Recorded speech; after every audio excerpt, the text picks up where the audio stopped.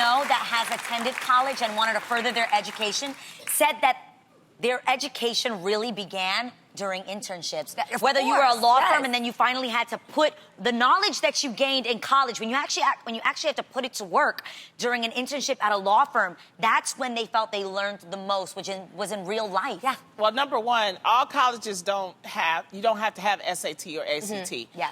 But most colleges, you know, especially the Ivy Leagues, they use that as a system of weeding people out. And really what their concern is, how are you going to represent the school after you leave? So they feel like if you can pass this test, you have a certain type of intellect. But those days have passed. Yeah. They really should look at the extracurricular activity. Now, what you just said is what happened with me at Prairie View. I took an internship, and I was able to use that to help me graduate as well. So it's just different ways now. Different colleges are doing different things. In this case, because these women, these parents, you know, this was an elite school, they wanted to put their kids in it.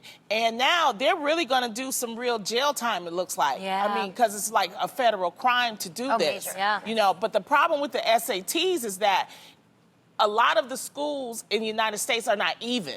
They're not fair. They're not teaching the kids correctly. So you can't, like, even, and I can attest to this because I remember when I first took mines, it was bad. I had to go take a tutorial, but I had to get the money for that. A lot of people don't have the money to get a tutor. And the test they is don't actually different in different And they don't have the money for the test, too. So it's very, very expensive. So they have to find another way to, you know, some colleges are easing up on that, and some, you know, they use it just as a way to keep people out. That's it, you know. So that's what it is. I would be curious. I never took my SATs, and I almost just want to take it just to see it's a waste of time. It's stuff that you probably you would never use again. I never took it because by the time it was time for me to take my SATs, I was doing on-location education and being homeschooled.